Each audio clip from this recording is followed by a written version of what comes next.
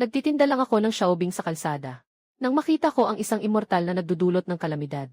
Nang bumagsak ang malaking kamay sa buong lungsod. Isang malaking bakas ng kamay lang ang naiwan sa lupa.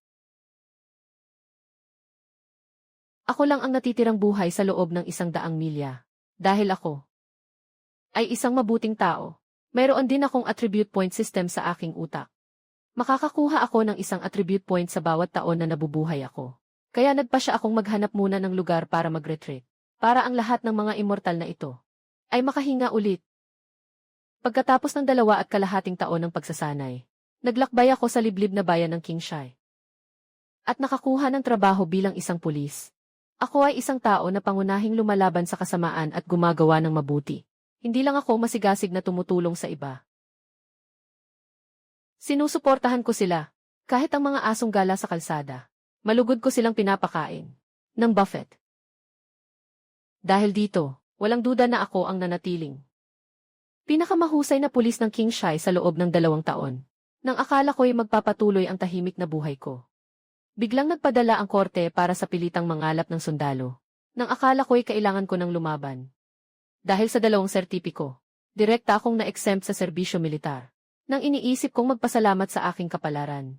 Ang opisyal na si Subay Chuan, na nagbabantay sa lugar, ay lumapit sa akin na may seryosong mukha. Akala ko ay nanggugulo siya. Pero ang totoo, ipinagkakatiwala niya ang anak niya sa akin. Pulis Lu. Paparating na ako sa labanan. Nakita ko ang kabaitan mo kahit aso pinapakain mo. Ito ang malaking halaga ng pera. Hinihiling ko na alagaan mo ang nag-iisa kong anak na babae. Si Su Wanqiu. Nang marinig ko ito, agad akong pumayag ng walang pag-aalinlangan. Ako na ang bahala rito.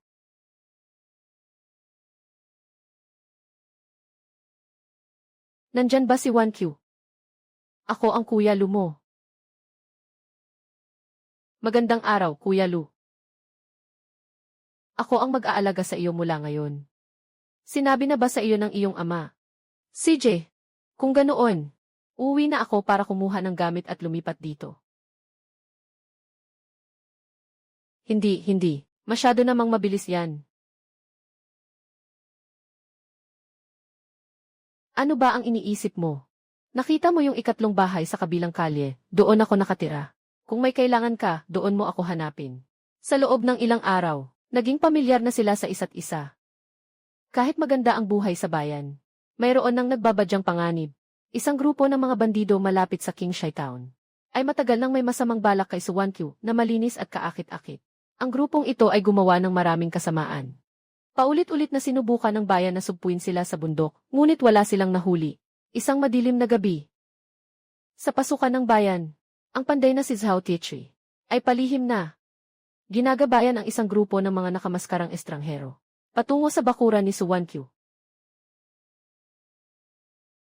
Su, buksan mo ang pinto. Ako ito, ang Tiyo Zhao mo. May mahalaga akong sasabihin. Ang mga bandido sa labas ay walang pasensya. Si Su Wanqiu sa loob ay lubhang mapagbantay. Hindi lang siya hindi nagbukas ng pinto. Bagkus ay tahimik siyang umatras sa lihim na pasukan na inihanda ko. Ang mabibigat na yabag ay parang matalim na kutsilyo. Paulit-ulit na tumutusok sa puso ni Su Wanqiu. Gabi na, hindi pa kayo natutulog. Anong gusto ninyong gawin? Ha. Ano, nandito kayo para magpakamatay. Bilisan ninyo at lumuhod kayo sa akin. Baka sakaling buo pa ang katawan ninyo. Sa loob ng 10 segundo. Kung hindi ninyo ibababa ang inyong mga armas, patayin silang lahat.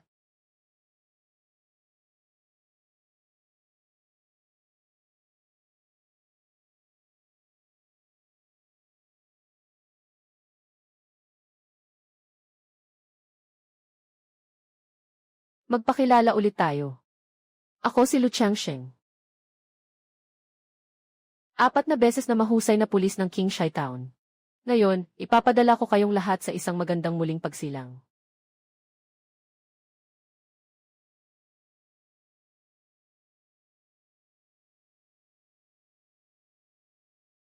Dahil sa tagumpay na ito, direkta akong na-promote bilang kapitan ng pulisya.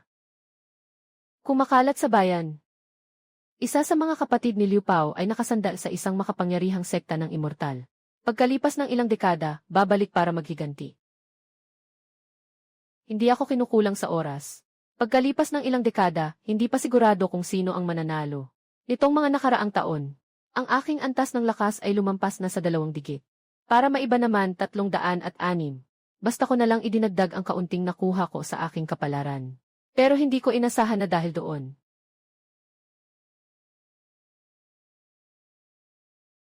Wow! Lalo siyang dumidikit sa akin. Araw-araw siyang pumupunta rito. Kuya Changsheng, anong elixir ba ang ininom mo? Bakit hindi ka tumatanda?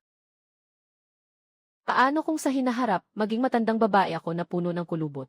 Ang gwapo mo pa rin. Hindi yan pwede. Ang oras ay lumipas sa bawat pagtawag niya ng Kuya Changsheng. Ang balita na namatay si Subay Chuan sa digmaan ay nakarating din sa bayan. Kuya Changsheng, mayroon pa bang tunay na nagmamalasakit sa akin sa mundong ito?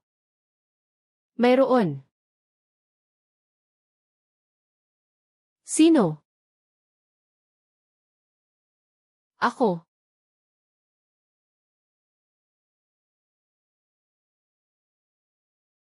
Kuya Changsheng, ako talaga ay.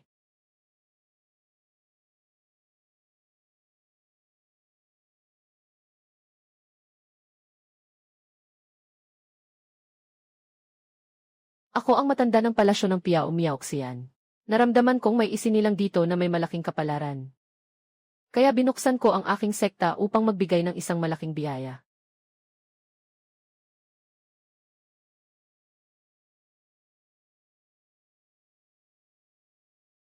Iginagalang kong imbitahan ang ninuno. Hindi magkakamali ang creation disc sa pagpili ng master. Ikaw na may ganitong kapalaran. Kung hindi ka sasama sa akin pabalik sa sekta, maaga o huli ay babalatan ka at hihilahin ang iyong mga litid ng mga masasamang kultibador sa labas. At mapupunta sa pagkasira ng iyong katawan at kaluluwa. Wala kang patunay. Paano namin malalaman kung hindi mo lang pinagnanasaan ang kanyang kapalaran? Siya ay may pambihirang kapalaran. May potensyal siyang maging isang emperador. Pero kailangan niya ng 10,000 taon para maging ganap. Kung gayon, pwede bang isama si Kuya Changsheng sa pagsasanay?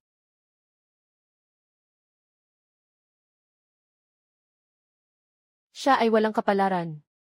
Ang kanyang mga buto ay marumi. Pagsasama sa kanya ay pag-aaksaya lang ng espiritual na enerhiya. Pero huwag kang mag-alala. Kapag nakatapak ka na sa landas ng immortalidad, at lumawak ang iyong pananaw, malalaman mong ang mga mortal ay parang langgam. Bibigyan ko siya ng kaunting ginto at pilak, para matiyak ang kanyang habambuhay na kayamanan. Hindi. Napakahusay ni Kuya Changsheng. Siya lang mag-isa ang nakatalo sa mahigit 10 bandido. Isang hamak na mortal na mandirigma. Pagkalipas ng 100 taon, magiging abo na lang. Ngunit ikaw ay may 10,000 taon ng buhay. Hindi kayo nakatadhana para sa isa't isa. Kuya Changsheng, hindi ako naghahangad ng immortalidad. At wala akong pakialam sa anumang dakilang daan. Natatakot lang ako sa paghihiganti ng mga bandido sa susunod na pagkikita namin. Ang magagawa ko lang ay magtago sa lagusan. Gusto kong magkaroon ng kapangyarihang protektahan ka. Gusto kong maging kasing bata mo. At makasama ka habang buhay. Sige, lumipad ka na. Lumipad ka ng mas mataas. Tingnan mo para kay kuya kung ano ang hitsura ng mundo ng mga Diyos. Alaynan.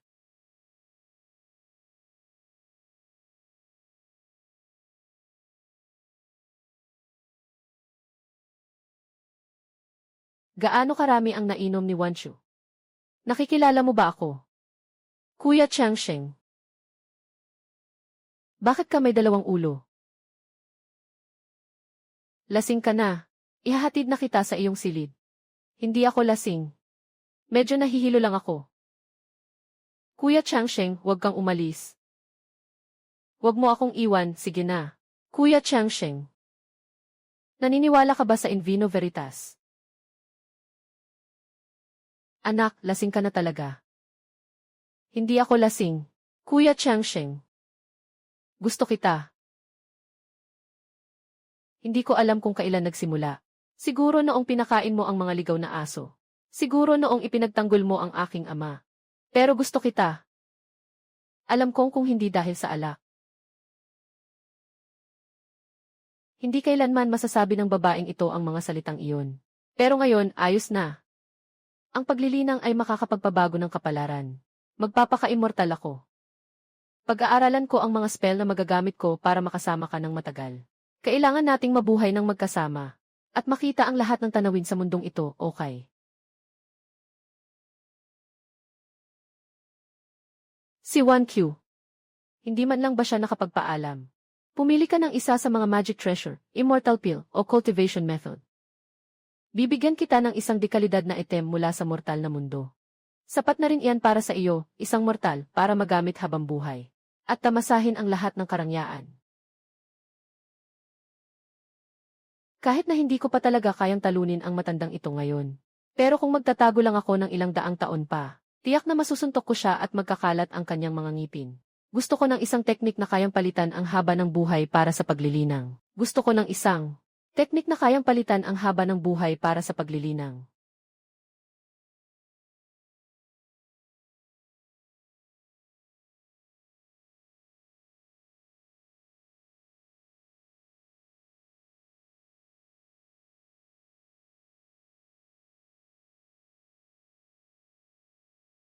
Hindi ba ito isang lehitimong paraan ng paglilinang ng immortalidad?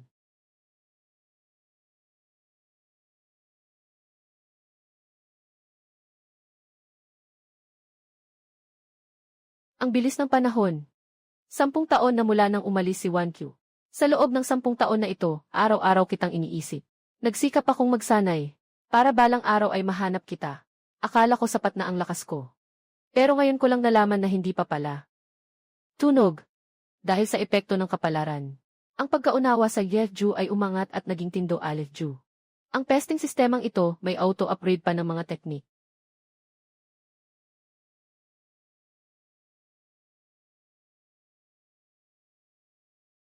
Ang teknik na ito, para sa akin na isang immortal, ay sadyang ginawa. Akala ng mga tagabayan ay nakuha ko ang sining ng walang kamatayan. Ang balitang ito na kumalat ng malawakan. May mga immortal na nagbabantay sa Qingshai Town. Gusto ko sanang maging discreet. Pero kumalat pa rin ang balita. Maraming tao ang dumating para bumisita. Pero kahit anong pagluhod ninyo, hindi ko kayo tatanggapin.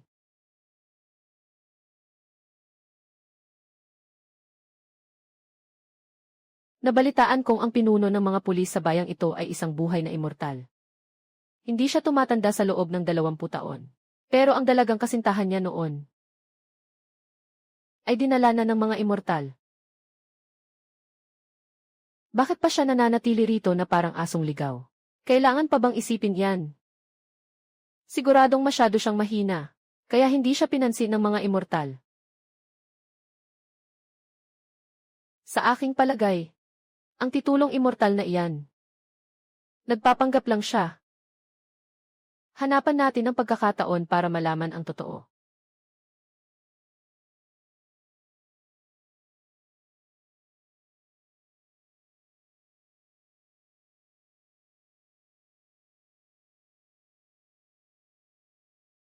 Umuwi ka na. Huwag kang matakot. Mabait ako. Bayaran mo ang nasirang tindahan. Tapos umalis ka sa Qingshai Town. Pwede kong kalimutan ang nangyari. Mababayaran ang pera. Pero hindi masisira ang batas ng Jianghu. Ang paghihiganti na walang katapusan. Matatapos lang sa isang salita mo. Walang Jianghu dito sa akin. Wala akong pakialam kung anong puwersa ang nasa likod ninyo. Dahil naglakas loob kayong gamitin ang buhay ng mga inosente para subukan ako. Kung gayon, dapat kang maging handa na maging abo. Ano ang ibig mong sabihin, Ginoong Lu? Fian's Word Sec, Divine Constabulary. Tinyo Pavilion, Liang Valley. Ano man ang inyong pinagmulan. Kung hindi kayo aalis sa loob ng 50 segundo, mamamatay kayo. Mayabang. Iginalang kita bilang immortal. Ngunit inabuso mo ang iyong kapangyarihan.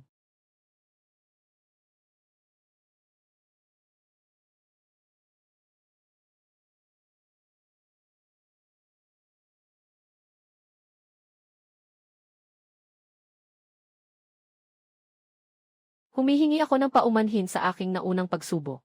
Ang dinastyang Dayu ay kasalukuyang nasa ilalim ng ganap na pagsalakay ng mga barbaro. Hinihiling ko kay Ginoong Lu na lumabas at protektahan ang aming dinastyang Dayu. Isang malaking dinastya. Wala ba kayong ibang immortal na makakatulong? Kulang sa espiritual na enerhiya ang mababang mundo. Maliban po sa inyo. Mayroon na lamang isang matandang immortal na nabuhay ng matagal, na hindi pa nagpapakita sa loob ng isang siglo. Ang mundong ito ay ang mababang mundo kung saan nakatira ang mga mortal. Sa itaas nito ay mayroong tunay na banal na lugar ng paglilinang, ang langit. Hindi madaling makababa ang mga immortal. Narinig niyo na po ba ang tungkol sa isang immortal na bumaba? Ang tungkol sa pagwasak ng buong lungsod ng isang palad? Impossible iyon. Ang pagpigil ng langit ay napakalakas. Kung may isang immortal na bumaba at nagpakita ng gayong kapangyarihan, tiyak na magdurusa siya sa kaparusahan ng langit. Ganoon pala. Ang may-ari ng malaking kamay noon ay tiyak na mula sa isang dimensyon na higit pa rito.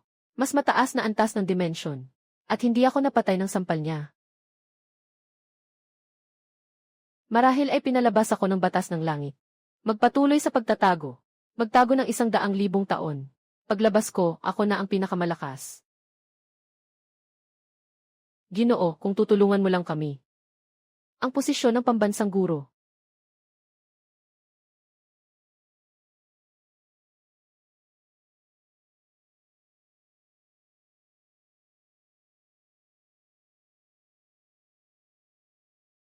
Lubotoo, buksan mo ang pinto. May masamang espiritu sa isang bahay sa bayan. May namatay.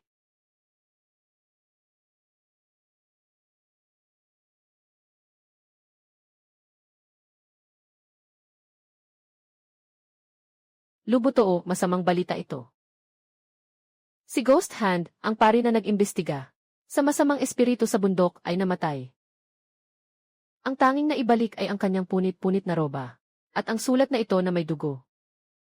May ahas na demonyo sa bundok. Gusto niyang maging dragon at lamunin ang lahat ng demonyo. At patayin ang lahat sa bayan. Ayoko sanang makialam sa gulo na ito. Pero hindi ko matiis na makitang masira ang bayan ng Qingxi.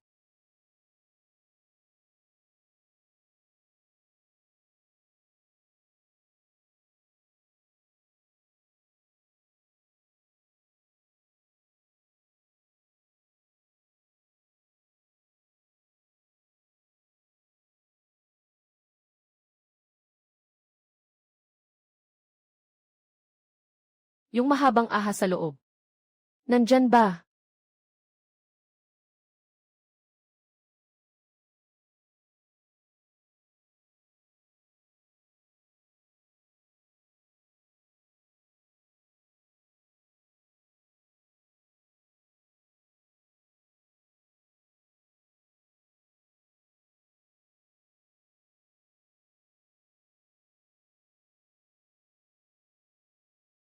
Kailangan ko pa ng dugo ng 100 buhay na tao para maging dragon. Sinira mo ang aking tirahan. Hindi ka ba natatakot sa siyam na kidlat ng langit?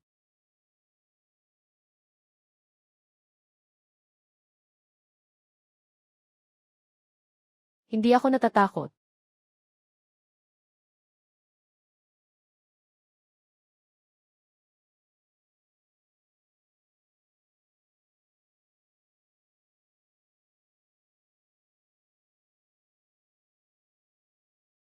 Dahil sa impluensya ng kapalaran.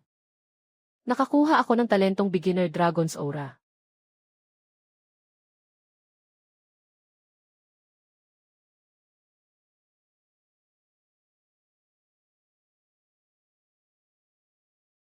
Kung ikukumpara sa lakas ng mga naglilinang, ang katawan kong ito na hindi kailangang magsanay ng husto. Ito ay halos katumbas ng isang cultivator sa great perfection ng foundation establishment. Hindi magiging problema para sa kanya ang maglakad ng malaya sa mundo ng mga mortal. Narinig mo na ba? May immortal sa Qingxi Town. Sinira ang bundok sa isang suntok. Kumalat na ang balitang ito sa buong mundo. Inatasan ng korte ang lahat ng opisyal na sundalo. Ang lugar na ito ay tuluyan ng naging isang lugar na walang nagmamay-ari. Ang Qingxi Town ay opisyal na pinalitan ng pangalan bilang Fengyun City. 4 na pangunahing sekta ang nagtatag sa loob ng lungsod, at naging de facto na mga lokal na pinuno. Ngunit gaano man sila mag-away para sa kapangyarihan, mayroon silang isang matibay na patakaran.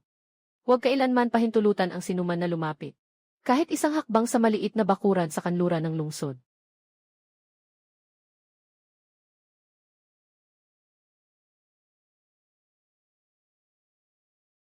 Iyon ang tahanan ni Immortal Lizen na sumali sa Lingseosek 30 taon na ang nakakaraan.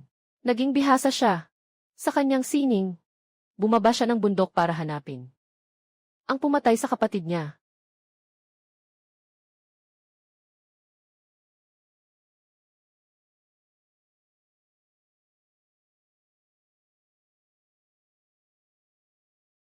Anong kailangan mo? Yung may peklat sa mukha. Pinatay mo siya. Naalala ko na. Ang may peklat na iyon ay si Libao, tama. Ako ang sumaksak.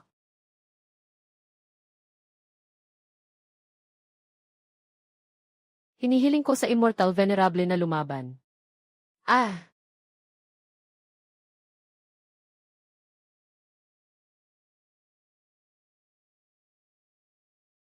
Ang kapatid ko.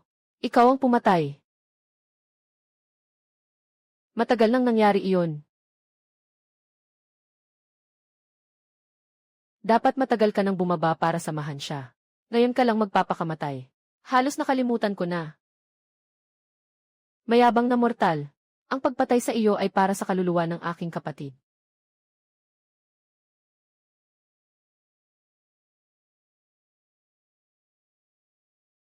Ganyan lang ang lakas mo, nagpapanggap ka pang nag-ensayo ng espada.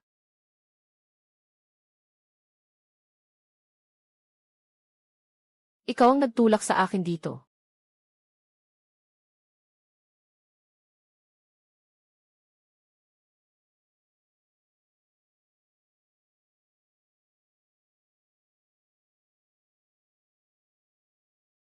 Paano nangyari yon? Ito ang tinatawag na immortal. Ipapakita ko sa iyo kung ano ang tunay na kakayahan.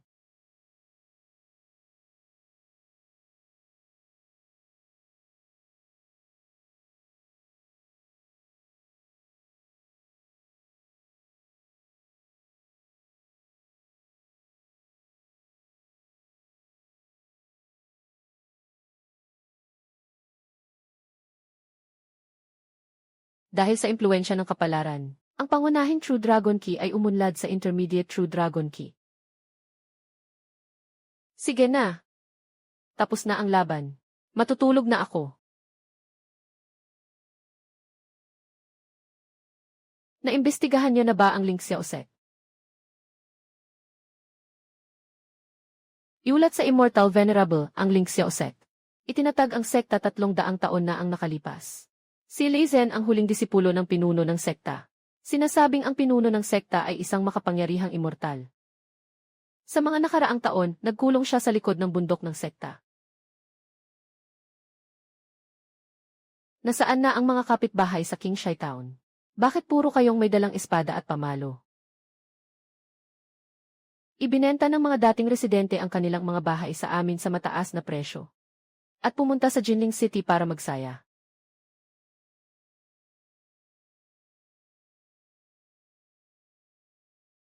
Talaga. Mas gusto ko pa rin ang dating mahirap na bayan ng Qingshai.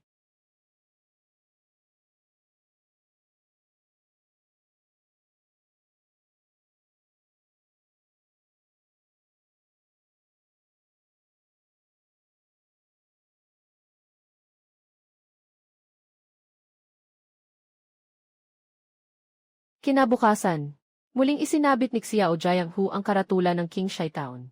Samantala, ang nakakagulat na balita tungkol sa paglitaw ng isang immortal na kayang punitin ang kalangitan sa isang pitik ay kumalat sa buong imperyo ng Dayu. Ang Iron Mask ay walang kahihiyang bumalik para pakiusapan akong lumabas. Ngunit ako ay matigas ang puso. Hindi ko siya pinansin. Hanggang isang araw. Ginoong Lu.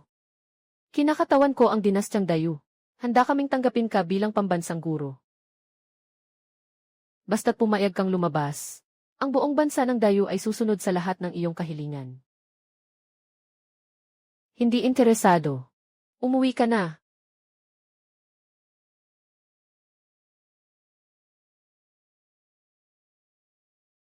Ding, paalala ng sistema dahil sa impluensya ng kapalaran. Nakipag-ugnayan ka ng malap sa pamilya ng Dayu Imperial. Ang Dragon's Aura ay nadagdagan ng isa. Attribute points, pwede rin pala yan. Ano yan? Umuwi ka muna at ayusin ang silid. Darating ako sa takdang oras pagkalipas ng 3 araw. Salamat sa iyong kabutihan, Ginoo. Ang buong dinastyang Ming ay walang maibabayad. Ipadadala ko agad ang sulat sa emperador. Ipahayag sa buong mundo. Binabati kita, host, sa pagkakaroon ng pinakamataas na swerte. Ding, dahil sa epekto ng swerte. Nakuha ang lubos na pabor ng maharlikang Big Fish. Nagdagdag ng 5 sa Dragon Key. Na-update ang pagkakakilanlan. Pambansang guro ng Big Fish. May 20% pagpapala sa kapalaran ng bansa. Ang lahat ng iyong pangunahing istatistika ay nakakuha ng 20% karagdagang pagpapabuti.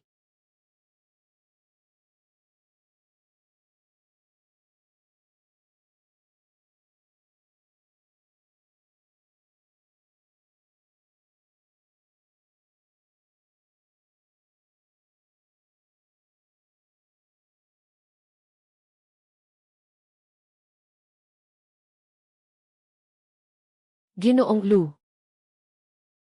Ang buhay na ninuno ninyo. Kailan kaya darating ang ating tagapagligtas?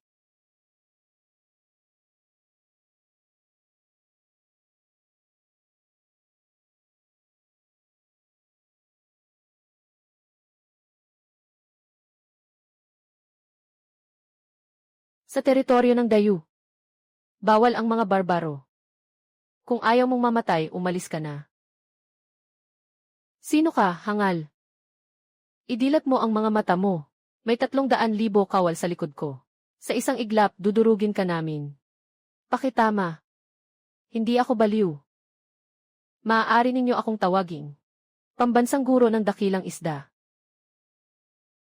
Dumating ang immortal. Dumating ang pambansang guro.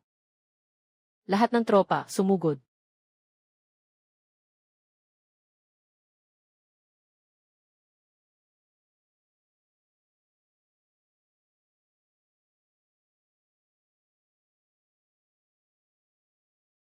$300,000 kabalyero. Hindi sapat. Ang 3 milyon ay sapat lang para magpainit ako.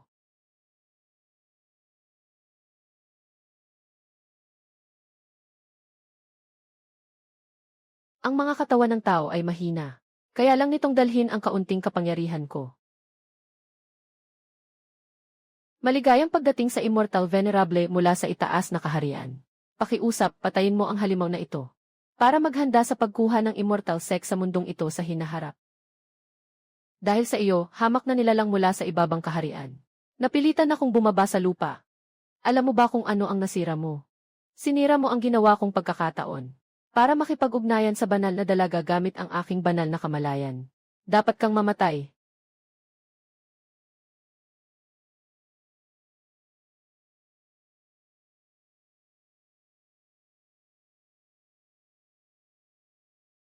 Ikaw na langgam. Ako ay isang makapangyarihang nilalang mula sa itaas na mundo. Kung maglakas loob kang saktan ang aking kaluluwa. Kapag dumating na ang tunay kong katawan sa maliit na mundong ito, tiyak na pupuksain ko ang buong angkan mo. Wow! Naku, takot na takot ako. Ding, dahil sa epekto ng kapalaran, nakakuha ka ng talento. 3 segundong immortalidad. Pumatay ng immortal mula sa mas mataas na kaharian. At nakakuha ng kasanayan ng kalaban. Sa Taishang Zenhunlu, sa pamamagitan ng pagpatay ng mga halimaw na mas mataas ang antas. Maaaring makapag-ipon ng puntos. Kapag naipon na ang 3,000 puntos, maaari nang mabuksan ang maalamat na landas ng dakilang lupa ng bundok. Ngunit ang Taishang Zenhunlu, kahit na ito ay unang tomo pa lamang, ay makapagpapataas lamang sa Yuan Xingqi. Ngunit kung makukumpleto ang lahat, ito ay talaga namang isang pinakamahusay na teknik sa paglinang na makapagpapanday ng katawan ng dakilang daan. Umalis ka, umalis ka. Umalis ka. Pero para hindi kumalat ang balita na pinatay ko ang immortal ngayon. Manatili na lang kayo.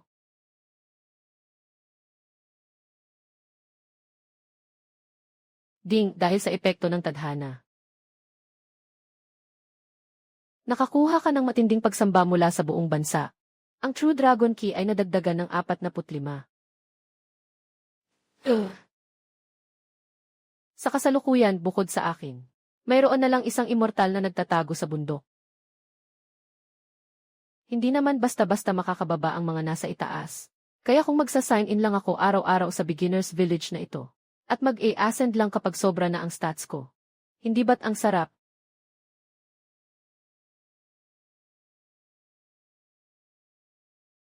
Nais kong makipagkita sa mahal na santa. Huwag na, walang oras ang banal na dalaga. Sabihin mo na ang sasabihin mo. Pinapatawag ka ng prinsesa. Para sa Grand Assembly ng mga sekta sa susunod na buwan, kinakailangan kang dumalo, makipagkaibigan sa mga henyo ng iba't ibang divine sex. Banal na dalaga, mangyaring magsanay ng masigasig. Hindi. Kung magsisikap ka. Pagkatapos ng 1,000 taon, tiyak na mapapakinabangan mo ang ating sekta. Mula nang dumating ako sa itaas na mundo, sawa na ako sa mga mapagkunwaring mukha ng mga kilalang sekta. Ano ang mga matataas na immortal? Sa totoo lang, mas walang prinsipyo sila kaysa sa mga mortal para lang makakuha ng resources. Habang mas naunawaan ko ang kalupitan ng mundo ng paglilinang. Mas lalo kong nami-miss ang mga araw ko sa Qingshai Town. Nami-miss ko ang taong laging nakangiti. Si Lu Changxing na tapat sa akin.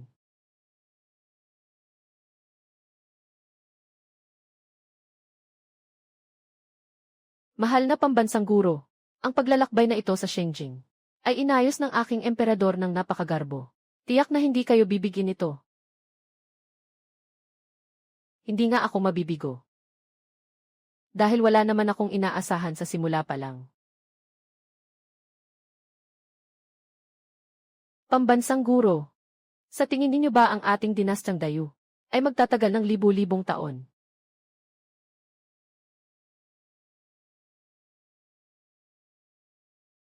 Walang pinagkaiba sa ibang dinastya, hanggat hindi nagugutom ang mga tao. At nakakaraos, ayos na. Ang gulong ng kasaysayan ay laging umuusad. Marahil ang Dayu ay isang maikling pahina lang sa kasaysayan. Sino ang makapagsasabi?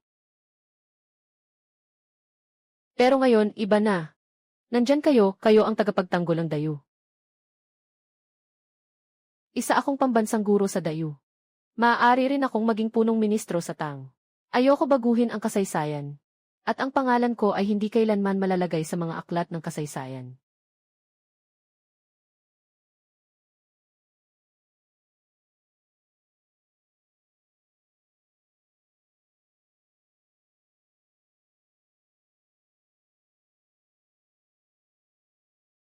Mukhang mga halimaw ang mga nilalang na nasa antas ng isang emperador. Kahit na itinaas ko ang aking lakas sa 35 puntos.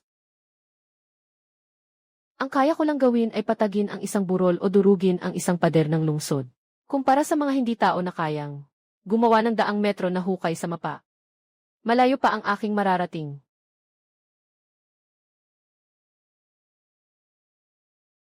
Nasaan ang pambansang guro, nasaan si mahal na pambansang guro?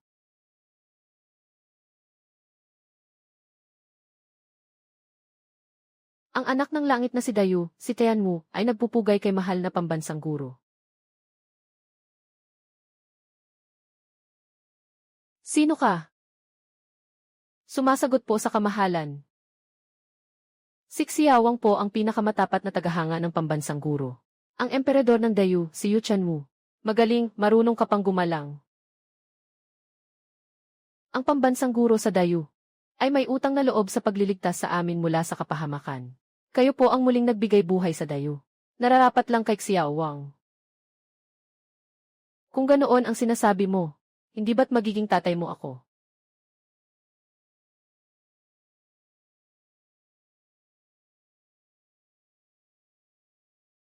Ama kong kagalang-galang. Tanggapin niyo po ang paggalang ng inyong anak.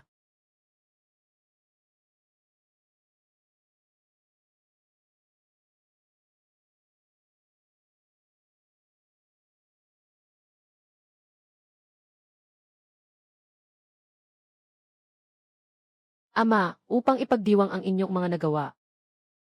Ang inyong anak ay nagpatayo ng mahigit 800 na gintong estatwa na tulad nito sa buong bansa.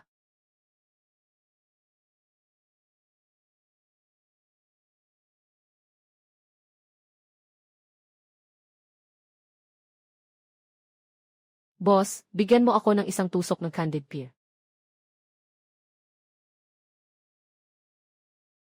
Impormasyon. Tinitigan ng pambansang guro ang babae ng 5 segundo.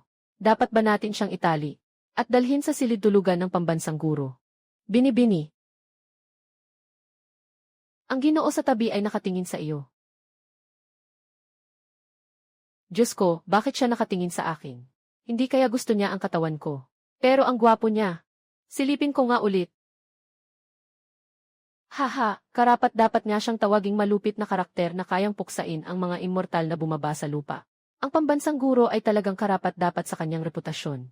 Isa na namang nag-iisang kultibador mula sa ibang bansa. Hindi kayang talunin kaya nagpakamatay. Sa isang laban, hindi ko talaga kayang talunin ka. Naglagay na ako ng pamatay na pormasyon sa paligid ng pamilihang ito. Sa isang kaway lang ng aking daliri, 10,000 mamamayan sa paligid ay magiging dugo. Kahit ang dalagang nasa harapan mo ay hindi makakaligtas. Paano kung magkasundo tayo? Napakakaiba talaga. Mukha ba akong santa? Lahat kayo ay mahilig gamitin ang aking kahinaan para takutin ako. Kami, mga naglilinang ng immortalidad, ang pinakamahusay sa malawakang pagpatay. 1-0-0-0 buhay ang nakataya. Ikaw, bilang pambansang guro ng dakilang kaharian ng Yu. Kaya mo bang tiisin na makita silang mamatay ng malagim dahil sa iyo? Wala na talaga akong magagawa. Pagkatapos ninyong mamatay, susunugin ko ang maraming papel para ipaghiganti kayo. Upang aliwin ang inyong mga kaluluwa sa langit. Baliw ka ba? Ikaw ang pambansang guro ng Big Fish. Tungkulin mong protektahan ang iyong mga mamamayan. Dapat ay nakipagkompromiso ka sa lahat ng paraan. Gusto mong pumatay. Hindi kita mapipigilan. Kaya ang tanging magagawa ko ay patayin ka. Tama naman ang lohika, di ba? Hoy, ikaw na kumakain ng peras. Lumapit ka sa akin. Hindi ka mamamatay. Kung wala kang pakialam, mamatay tayong lahat.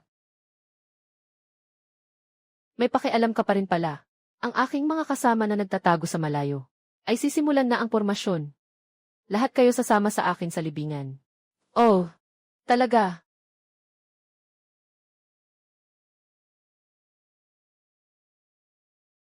Huli na ang aking pagdating.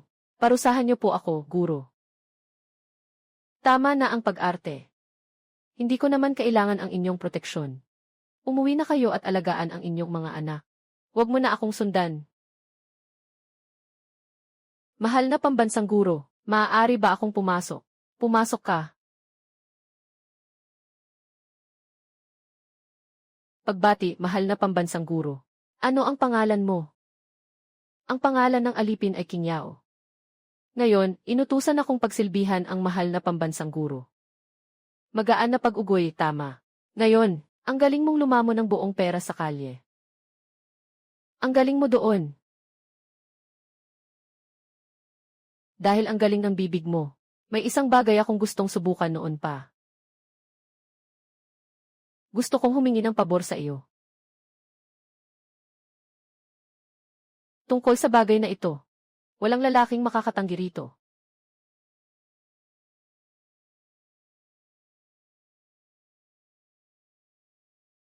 Halika, ipakita mo sa akin ang iyong kakayahang kumain ng isang buong baboy sa 3 subo.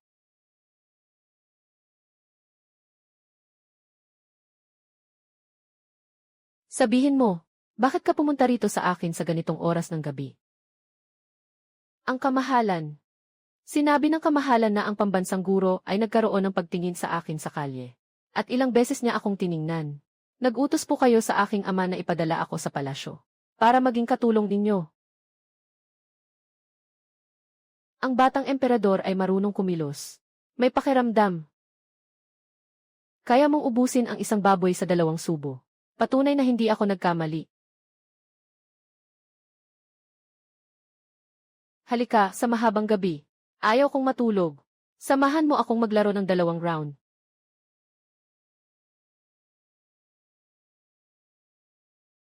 Nadulas lang ang kamay ko. Ayoko nang igalaw ang kabayong ito. Bawiin ang galaw, bawiin ang galaw. Kuya Changsheng, guro ng estado. Pwede mo ba akong hayaang manalo kahit isang beses? Impossible. Esports. Hindi, basta competitive game. Kapag natalo, hindi na masaya. Kaya ngayon, hindi ako masaya. Ang cute ng lalaking ito. Kung susuntukin ko siya, baka matagal siyang umiyak. Pakiusap, Grandmaster, maging maawain ka.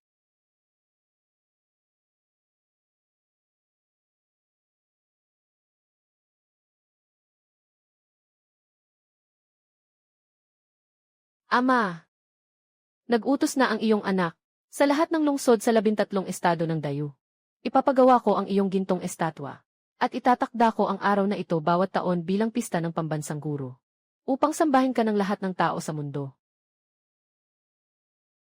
Ama, kailan po ba ang pinakamagandang panahon para simulan ang pagsamba?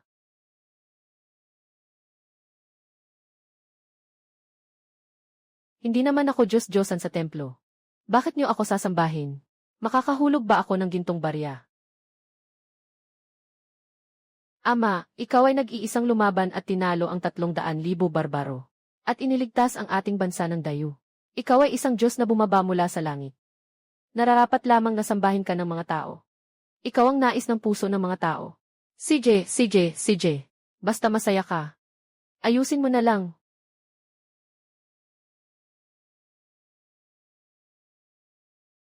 Dahil sa impluensya ng kapalaran. Ang pambansang pagsamba ay nagdulot ng pagpapala ng pananampalataya na umabot na sa 100%. Ang iyong True Dragon Key ay nagbago ng kalidad at naging exquisite sacred artifact.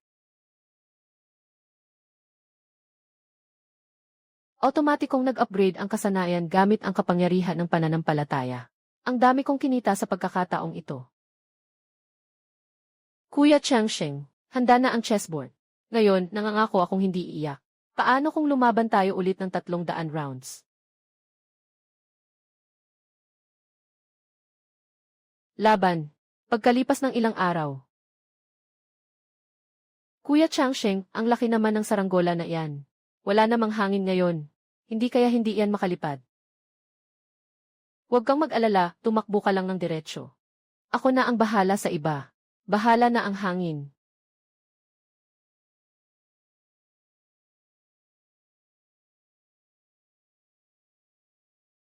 Sabi ko na nga ba hindi lilipad?